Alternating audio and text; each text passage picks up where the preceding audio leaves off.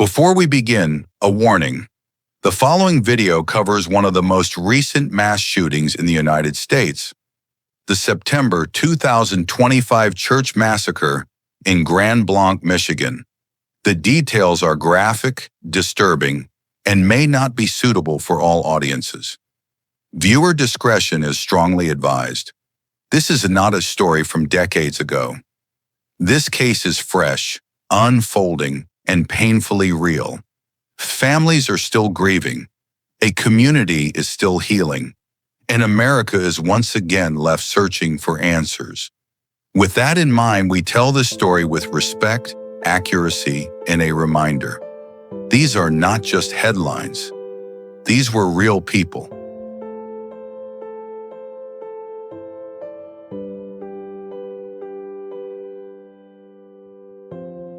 The Grand Blanc Church Massacre, September 28, 2025. Sunday mornings are meant to be times of peace. Congregations gather, families sit side by side, and communities find strength in faith. But on September 28, 2025, inside a quiet church in Grand Blanc, Michigan, peace was shattered in a way no one could imagine. What began as a Sunday service turned into a nightmare of gunfire, fire, and chaos, leaving 4 people dead, 8 injured, and an entire community forever scarred. Grand Blanc Township sits just outside of Flint, Michigan, a quiet middle-class suburb known more for its schools and family neighborhoods than for violence. On that late September morning, members of the Church of Jesus Christ of Latter-day Saints gathered for a routine service. The building, a red brick church surrounded by trees, was a familiar sanctuary for dozens of families. Among those attending were children as young as 6 and elderly worshipers in their 70s. They had no way of knowing that a man was already on his way, planning to turn their sanctuary into a battlefield. The man who would unleash the carnage was Thomas Jacob Sanford. A 40-year-old, Sanford was a former U.S. Marine who had served in Iraq. After his return, he lived with deep personal struggles, anger, isolation, and, according to investigators, growing resentment toward religious institutions. Witnesses and neighbors described him as withdrawn, but no one suspected the violence he was planning. On the morning of September 28th, Sanford armed himself, filled containers with gasoline, and drove directly toward the church. At around 10:30 a.m., as the congregation gathered inside, Sanford's vehicle came crashing through the church doors. The sound of splintering wood and shattering glass was the first warning.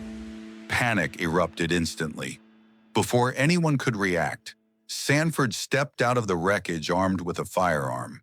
He opened fire on the congregation, bullets tearing into the pews and striking worshipers. Chaos filled the sanctuary. Some dove for cover beneath benches, others rushed to shield children. Sanford moved deliberately, targeting at random, his face expressionless, as screams echoed through the small chapel. But Sanford had planned more than just a shooting. From his vehicle, he pulled containers of gasoline and began dousing the interior of the church. As flames spread across the carpet, smoke began to fill the air. Those who weren't hit by gunfire now struggled to escape choking black smoke and the encroaching blaze. Survivors later described the scene as apocalyptic. Children crying, elderly worshipers collapsing from smoke inhalation, families clawing their way toward shattered windows. By the time first responders arrived, the toll was already devastating. 4 worshipers lay dead. 8 others were critically wounded. The victims ranged in age from just 6 years old to 78. Some had died instantly from gunfire. Others suffered from the fire and smoke that consumed the church. Those who survived described a desperate scramble to escape, parents lifting children through broken glass windows, others dragging the injured toward the exits. The sanctuary that once brought comfort was now filled with smoke, blood, and devastation.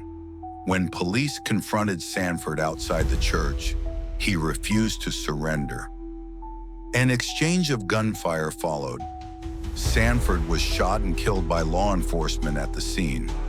The nightmare had ended, but the community was left shattered.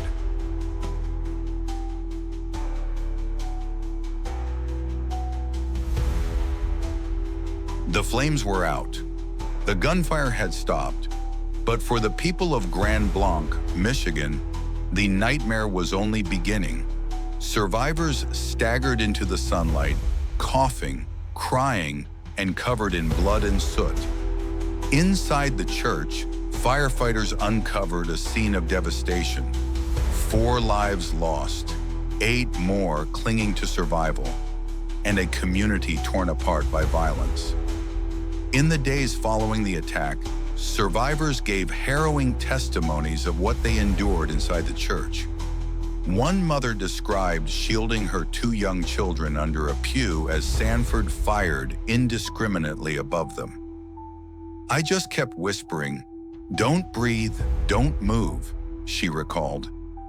Another survivor, a 72-year-old man, was shot in the arm while helping others to safety.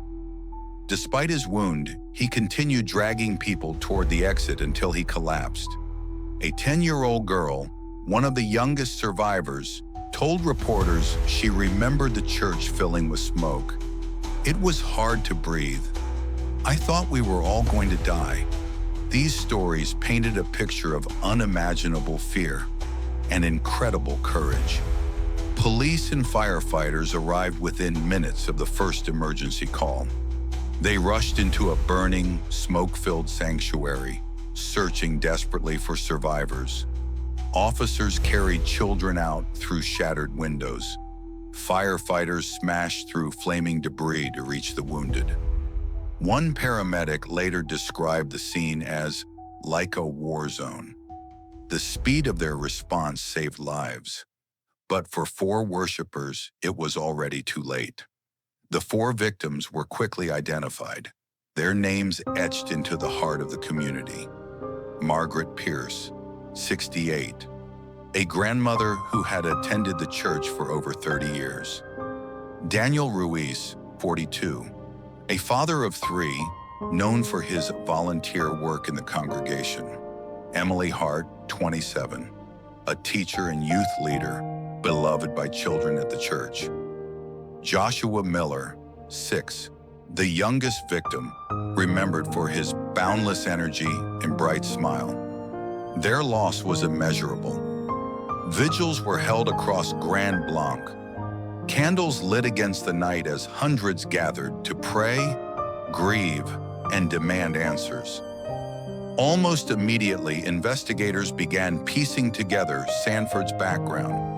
They learned he had served as a U.S. Marine in Iraq, returning with what some described as untreated trauma. Neighbors reported he had grown increasingly angry and withdrawn in recent years. Inside his vehicle, police found more ammunition and several containers of gasoline, suggesting that he intended the attack to be even deadlier. But the most pressing question remained: why target this church? To this day, Sanford's true motive remains unclear.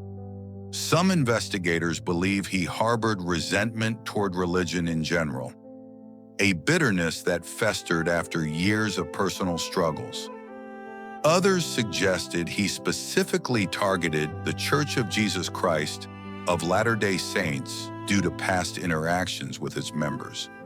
Online activity hinted at growing frustration and anger, though no clear manifesto was found.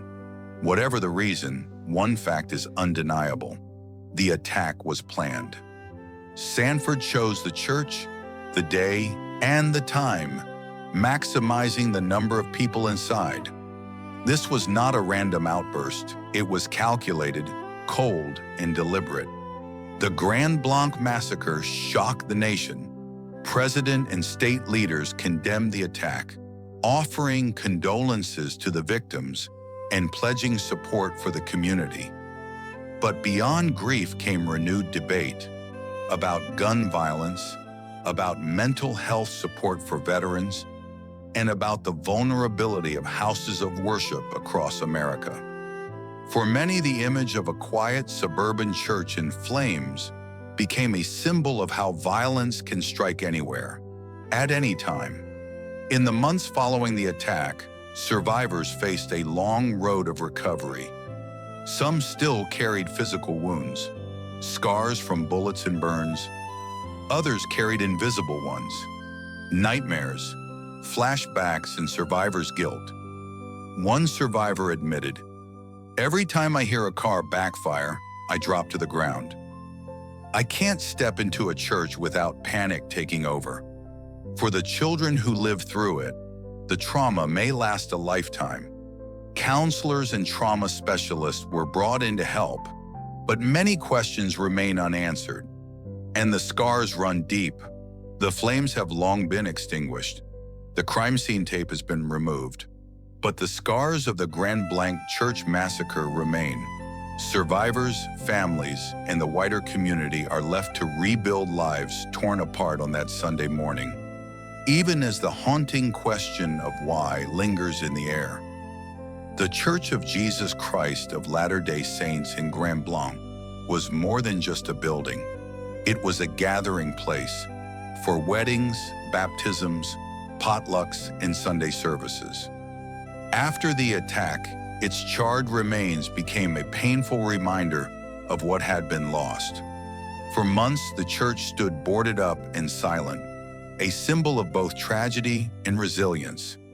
Eventually, plans for its reconstruction began, not just as a place of worship, but as a memorial to those who lost their lives. Community members vowed never to forget the names of the victims. Their pictures lined the pews at candlelight vigils, reminding all who entered that faith had endured, even in the face of unspeakable horror. As investigators combed through Sanford's life, they uncovered a disturbing pattern. He had struggled with untreated PTSD from his military service. He had few friends and an increasing obsession with violence. In the weeks before the attack, Sanford had purchased firearms legally, along with large quantities of gasoline. Despite warning signs, no one reported him as a potential threat. Authorities concluded that the attack was carefully planned, an act of rage against both the church and the community it represented. But without a manifesto or clear statement of intent, Sanford's true motives remain speculative. And perhaps that is the most haunting element. Sometimes evil does not explain itself. In the aftermath, churches and houses of worship across America were once again forced to confront an unsettling reality.